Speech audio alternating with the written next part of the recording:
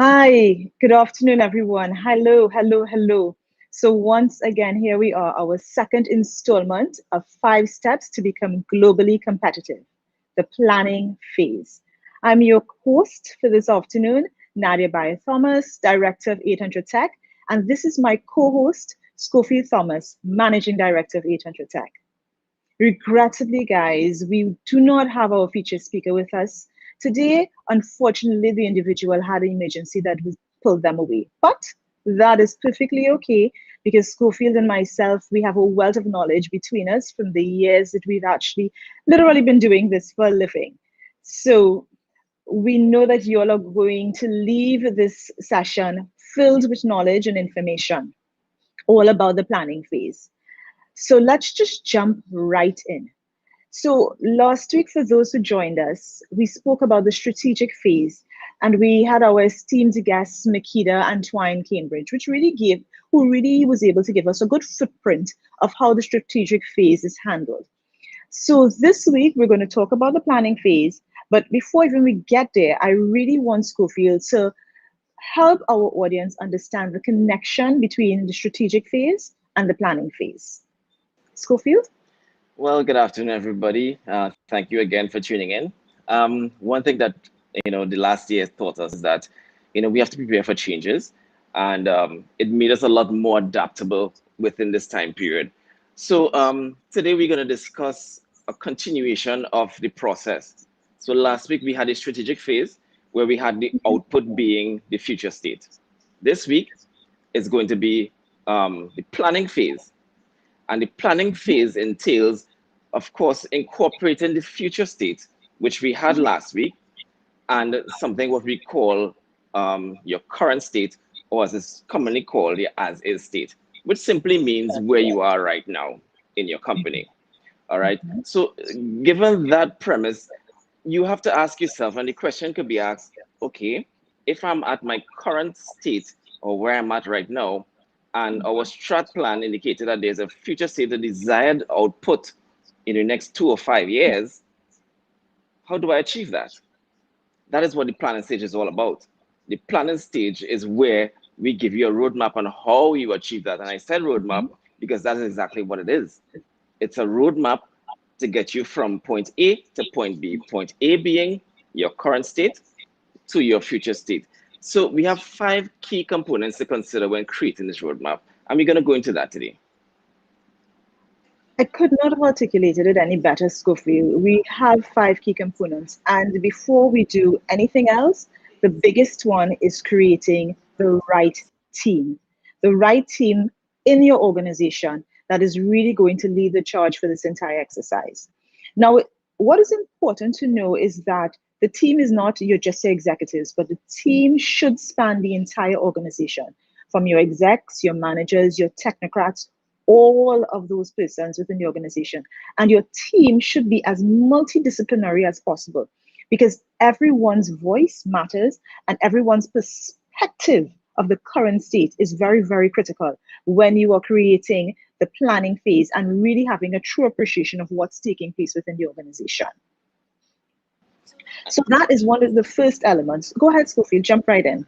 And what I want to highlight and underscore here, in this phase where you're creating your teams, this is like so important.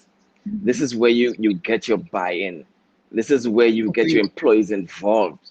And if you remember last week, we were speaking a bit about that, the culture and how the culture impacts on this whole process.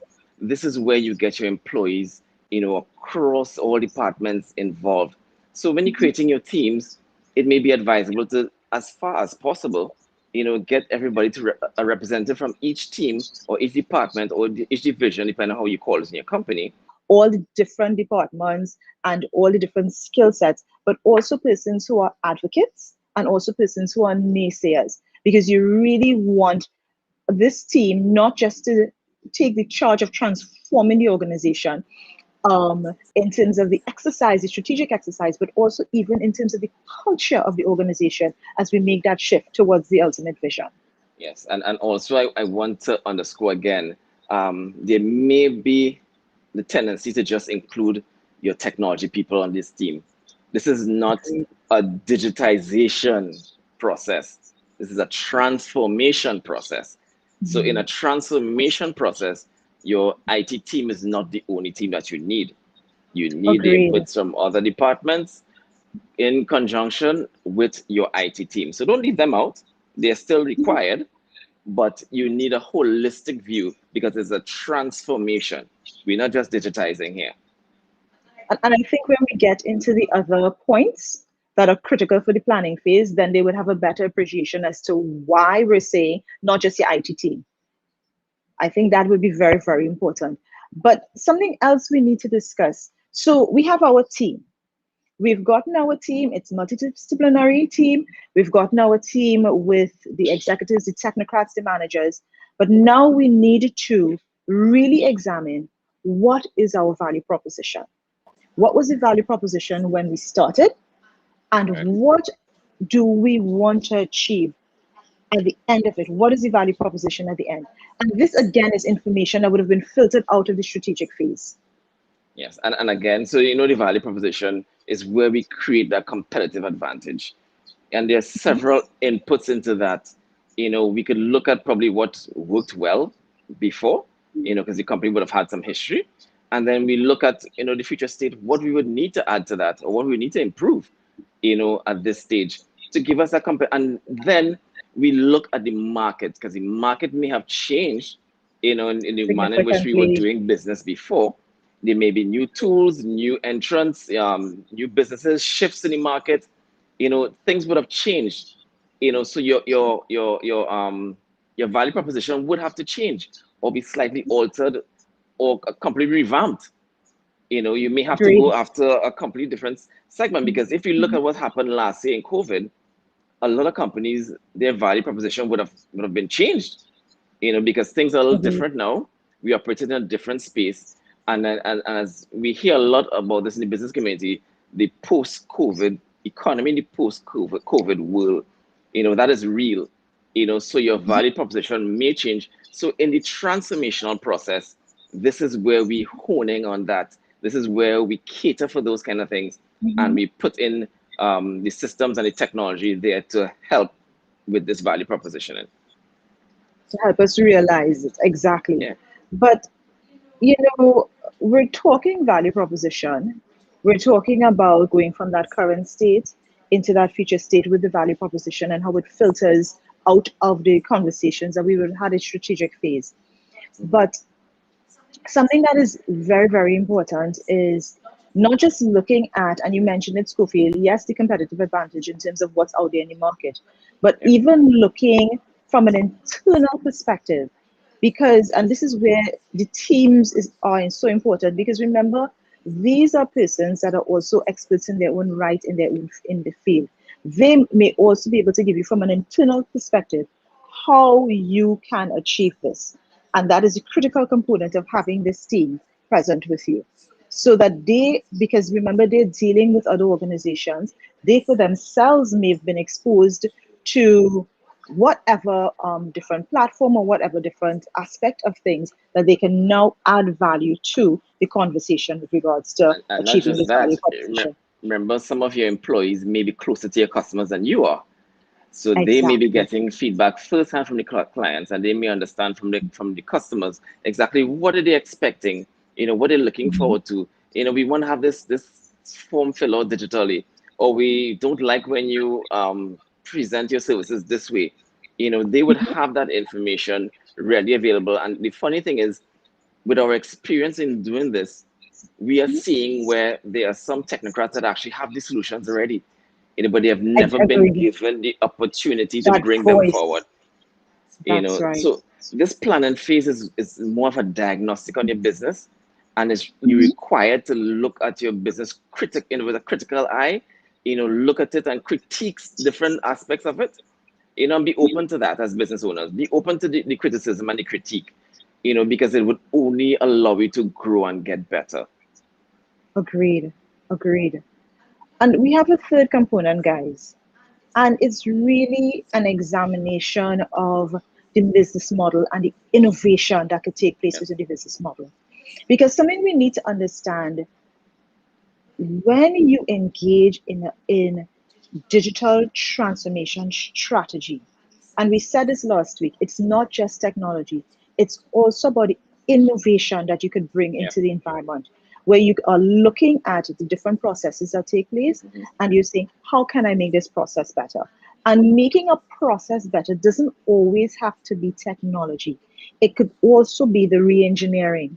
Seeing how can I take a process that was 7 steps long, 20 steps long, and now making it shorter, faster, more efficient with the same outputs that are needed. And these are things that happen when you have those conversations with the team. These are things that happen in the planning phase because Yeah. this is where you do a lot of your brainstorming. How are we going to achieve this vision for the organization? Correct. And also, this is a perfect opportunity to redesign your business model.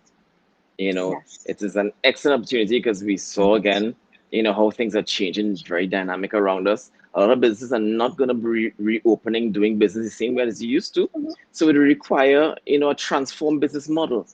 How you would normally, a lot of the customers we deal with now, how they normally process internal processes right now has changed Mhm. because now we have Yeah. hybrid teams.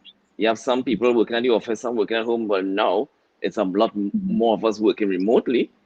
And how you would actually process that data and that information is different Mhm. because everybody Yeah. isn't in the same location.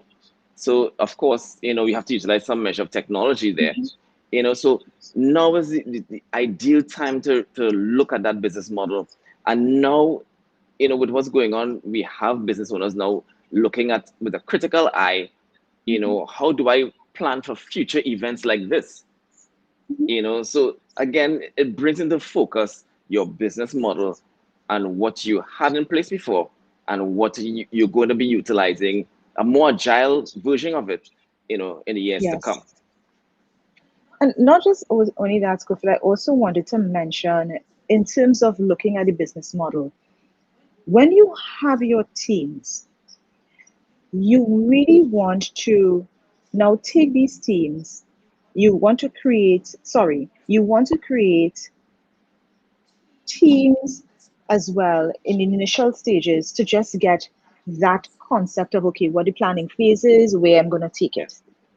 As you drill down further, you now want to create teams for each respective department or division, whatever it is your organization may have. Now, if it's a small organization, we have one team and that team takes the whole process along. In larger organizations, and this is the part that needs to be clear, you need to have multiple teams because each department is going to have their own collection of That's correct. operational processes that need to be assessed in the planning phases. So you have your individual team as a department, and it will have, of course, your key stakeholders. And it's very similar to the initial team. It should have persons within different levels within that department, the manager, the technocrats, etc., because you want everybody's expertise and you want everybody's perspective. Once you've done that, you're then going to be looking at each individual operation. And when you look at each individual operation, you're then looking at how each individual operation, step by step, is executed currently. Mhm. And what, again, we're feeding it right back up to the strategic phase. What is the intention? What do you want to have happen? And we're looking at it not just in terms of the step by step approach, but we're Yeah. also looking at it in terms of the efficiencies that take place within these different departments. And you look at efficiencies from a holistic perspective, Yeah. and then you look at efficiencies from a individual process perspective. Because at the end of it, how you truly know that you've achieved is when you can look at each inefficiency from a qualitative and quantitative perspective, and then look at it again in the future state and see that excellence that is taking place. So I want to add to that, as you mentioned, going into the departments and really drilling down. Here's a perfect Mhm. opportunity where you can have breakout sessions. You can have Yes. workshops per department where you have that live interaction, a live engagement with probably a Mhm. broader spectrum of people in your department. So you can actually field more information and understand processes. And once Agreed. you start doing that workshop type activity, you have buy-in from an entire department because now when you get to the end of your process, there's no way you could say, well, I didn't know this was going to happen. You know, Agreed. you were part of the process, you know, so you guided the process as you went along, you know, the whole digitization and transformational Mhm. process, you know. So you get that, and the workshops per department could now filter up into a nice cohesive plan that could go now to the stakeholders or the steering committee for another review. And you could have representatives who are on your team go in Mhm. there and they defend the position or argue why it is we think this is the best method to go forward. And of course, Agreed. collectively with the steering committee or your stakeholders, you know, Mhm. we brainstorm and we come out with in the final part of the plan. You know, but a key component here is also you need to know, you got to analyze what's your current digital solutions, what current digital solutions you Yeah. have in place. Are these solutions adequate? Are they enough to take us to the future state? Along the roadmap, where at what point we would need to, one, either upgrade, two, change out, or three, enhance. You know, so we would need to know these things. So we have to And I, objectively and I, look at these solutions. and I just want to stick a pin here, Scoofy, because one of the key elements, and we mentioned it in the strategic phase, and I just want to tug on that rope a little bit and bring it into the planning phase, is changing of mindsets. Because one of the problems that we've experienced and is people want change but are not realizing that they are an integral part of that changing process. Yeah. So we're talking about looking at the current digital solution. Okay, it's not meeting all of my requirements. I now need to upgrade, or I now need to use a completely different platform. That mindset and that component must be there to effect that, because that is something that we really need to bear in mind. A lot of organizations are quite eager to sit in the old solutions, Mm-hmm. and they're asking for a laundry list of advancement that already exists. But again, when it's implemented, there is the unwillingness now to shift into that space. And again, tugging on that strategic phase, tugging on on Yes. changing the mindsets. This is where the executive plays a critical role Yes. in really pushing that agenda. And also, as Makeda highlighted last week, there is a difference between digitization and digital Mhm. transformation, because a lot of Agreed. companies, because they're afraid of the change, they just want to Mhm. digitize what they have currently as is.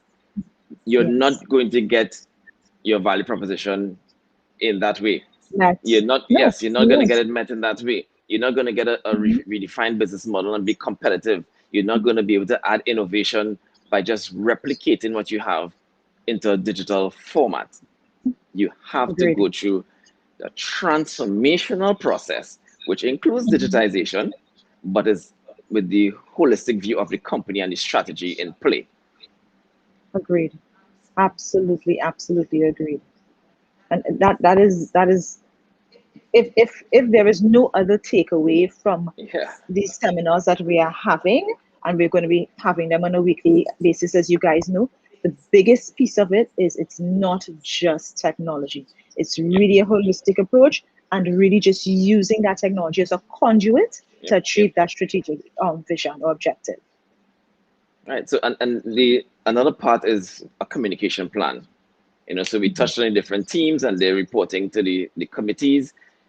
So internally, every company is going to be different. You know, so you'll have to outline your communication plan.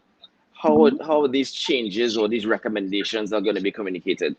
Is it that they're just going to go, everybody in the department going to shout it to the manager? No. You know, there must be a structured way in filtering the information. You know, so that is something that has to be done, you know, based on your organization or based on your business. What's your internal structure like? But even though you're a small company or enterprise, you have to have an effective communication plan. Mhm. How does that information filter up to the stakeholders? How does it filter up to the board? How does it filter up to executive management? That is important, you know. And it also helps fulfill with the whole buying concept that we spoke about, where everyone in the organization feels part of the transformation, feels heard. That communication plan helps. It's literally, again, the vehicle that is going to drive that. because now you know for sure your voice is not heard in a meeting setting, but your words are captured in a Yes. meaningful way in a document, is being submitted.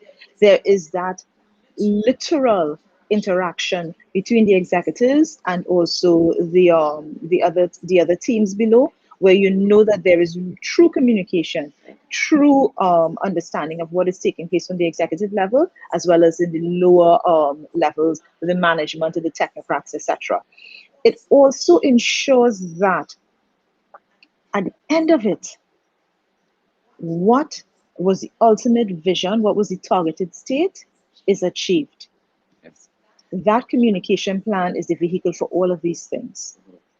And something again, when you bring forward your recommendations or you communicate your recommendations given the channels that we outlined, and you get pushback, don't be discouraged, because that's the process. It's diagnosis.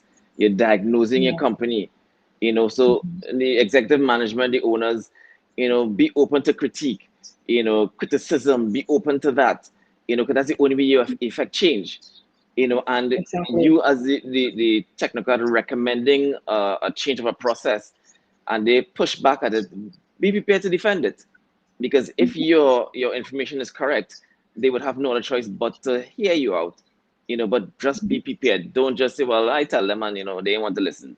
you know you're a part of the process. Your company's success is your success, because Mhm. you want to grow this company, you want to be a part of something bigger, you want to help a company transform. And here's where the younger minds will come into play. They would help companies transform. Those companies that have been legacy companies, and unfamiliar in this digital space, unfamiliar with this rapid rate of transformation that the world is going through now. You may be more like a creative mind that may be able to help a company go through. Don't be afraid. Speak up. Say your piece respectfully, but be prepared to defend your position and why you recommend this particular path. But one of the things too, Scofield, you're mentioning that, and you're mentioning the importance of their voice, one, the importance of being comfortable and feeling free to speak up. What I've, from my experience, one of the things that some organizations have done, they've actually brought in an external entity to basically steer this whole initiative. Yes. And for exactly that reason that you speak about, because there is a fear of, one, my voice not being heard, two, a sense of discomfort, victimization, and all the other things that go around speaking up and having a voice with these kinds of conversations. They bring in an external entity. So the information is advanced, but it's advanced in a form of anonymity. So that way, the executive knows these are the issues that are happening, and vice versa as well. And it bridges the gap while it also communicates the information effectively. So, for companies out there that may have that sort of culture, that is something you can explore. Exactly. We have a question coming in, Schofield, and if we can just stick a pin, it says, who should lead this change in the organization? Right. So the person that should lead a change is always going to be the leaders of the business, the business owners, the board, or the stakeholders in the company. You have to be on board in terms of the transformational process. And notice I didn't say digitization. The transformational Yeah. process, you have to be on board with that. You have to be the champion of the cause. You have to champion that cause in your business. You can't expect your management team to do it. It starts at the head. The leadership have to be heavily involved and be 100% committed in achieving transformation. So the leadership, Agreed. your role is all about being on board 100% in the transformational process, right? And it will filter all the way down, because I mean, the last thing we're pointing out here is the recommendations for improvements. We would see now where all the different sectors, all the different departments will come in, because you're making recommendations to processes, to the business model, to what technology you use, to what resources you may need in the end. And Yes. when we normally say resources, I know a lot of people get scared. It's like, oh no, I'm going to lose my job. But there's something called retooling. You can be retooled Exactly. and repositioned in the company into another area. So Mhm. the common thing I like, the example I love to give is that while you may be doing, let's say, data entry because everything is paper-based, you're doing data entry, who they're keying in all this information, you may not feel fulfilled in that role.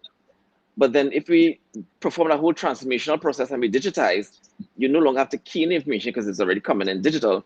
Your role may be now analyzing what is coming in. Yes, Exactly. and letting management know, listen, if we run a manufacturing company, what customers are really asking for on a monthly basis, it's more bottles, of this quality. This is what they're looking for. But we're making too many of the square bottles.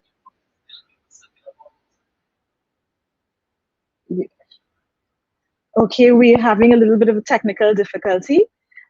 Let's see if Scooffy can pop right back on, but I will just continue his thought. It's really where you can now jump right back in with an Yeah, appreciation. Oh, here he is. yeah. Sorry about that, guys. Yeah, so That's it's okay. all It about happens. utilizing that data to really analyze what's going on. So you have a different sense of purpose in the company. So don't be afraid of that. When they say resources, it simply mean retooling. And we know Trinidadians, we are very innovative. Um, you know, we can fit in anywhere. So don't be afraid of that. Exactly. We have another question, Scofield, and the person says, what about the cost of transformation process? Isn't this fair? Isn't this fair? Many organizations, I don't know if you heard it, Scofield. I know you just dropped off a minute ago, so I'll Yeah. reread it. What about the cost of this transformation process? Isn't this a fear many organizations have? Yes, so it's a genuine fear. So I agree because a lot of companies would look at this and say, I just don't have the budget for this. But remember, this is where the planning phase is going to come in. This phase is critical for that same reason. And the next segment is actually scope and budgeting. But I'm going to touch on it Yes, here because the planning phase allows you to do things in bite sizes. by You species know, and prioritize.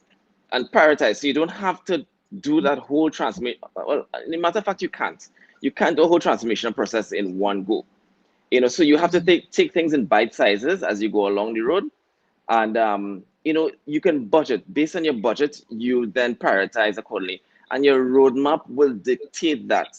You have a budget of $100,000 to spend on whatever processes you allocated for this period from July to September, and then you have another tranche of funds coming in. You then put something else. You prioritize, but you place it strategically along the roadmap to match your budget. That's why planning is Scofield, if I important. may interject a minute, what some organizations do, they focus on their core function departments first. So in other words, let's say the organization, again, a manufacturing company, they would not necessarily do HR first or marketing first. They would focus on the production and quality side of the organization, because that is really and truly where that's a revenue driver department. So when we talk about prioritizing, that's one of the ways that you can look at it. Which department is the revenue driver in my organization? Okay, I'm going to focus on that first, make that department the most efficient. It can be through all the different interventions, and then we take it from there, step by step by step. And they literally prioritize departments and then they treat it that Yes. way. So I have a question coming in on LinkedIn. What is the role of change management champions, and should they have some level of tech knowledge? Not necessarily. I wouldn't say that they need to have some level of technology. It would be beneficial, yes, but that is why you have your technology team on board. Your technology team will guide that process. So they don't necessarily have to be tech enthusiasts or have knowledge on technology. If they have it, great. It makes the discussion a whole of a hell lot easier. But So if yeah. they don't, that is where your technology people are going to come in. And I've seen the shift in technology people, because we are a technology company, and how we understand and interpret the business now is different to how we used to before. Before we would just take instructions, but now we are offering solutions, based on not just what we think is the right thing to do for your company, but we offer solutions based on what we see in the strategic plan And during this planning phase, we can say, hey, this is how we can help to give you a better value proposition. We can create a competitive advantage for you utilizing technology. So that's where your technology personnel are going to come in. We are going to be there as the advisors to your strategic team, your planning team, to most of your teams within your company. That's why you have us there, because we are the ones with the knowledge on the technology, and we would tell you exactly where to integrate. Pulse, yeah, we're on the pulse of technology and all the different changes that are taking place in the environment. I absolutely agree, Schofield. Yeah. So guys, as we wrap up this week, what I want us to always remember in this whole thing is we are not digitizing, we are transforming our business. All right. Agreed. We have to always remember that is a digital transformational process, which requires the input from everybody. And of course, as the question came in, it must start with leadership. Leadership must be 100% in. And remember, your roadmap is your path to your future state to get you from your current state. And you can allocate your budgets along that, and you can structure your roadmap however you want to based on your budgets. All right. Next week's session is going to be pretty interesting. It's where we're going to actually be discussing the budget and the scoping. And we have a very experienced co-host next week. Yes. And he's going to bring a lot of knowledge in this area in terms of budget and how we look at the infrastructure and the role the infrastructure plays. So it's going to be interesting, because we often forget about that underlying part, the infrastructure. We take a very surface level approach to things. So that invisible layer that we don't see and most of us don't really care about too much, we are going to highlight that, because this is an important part. So we saw it necessary to bring an expert in this field to highlight this, and we'll speak along budgets and how do you allocate budgets to execute on these parts. So guys, thank you again for joining in. Remember, every Thursday at 4 p.m. At 2 p.m. sorry, we're going to be here, and we're going to be here to advise you on how you can digitally 5 steps to digitally transform, to become globally competitive. We have so many things going on in our heads right now, but every Thursday we're going to be here at 2 p.m. So stay tuned to our social media platforms, LinkedIn, Facebook, and YouTube. If you're not already a member, please sign up. Remember, any questions you may have, info@800-tech.com, and we'll be happy to answer them next week. Thank you very much, guys. Thank you, guys.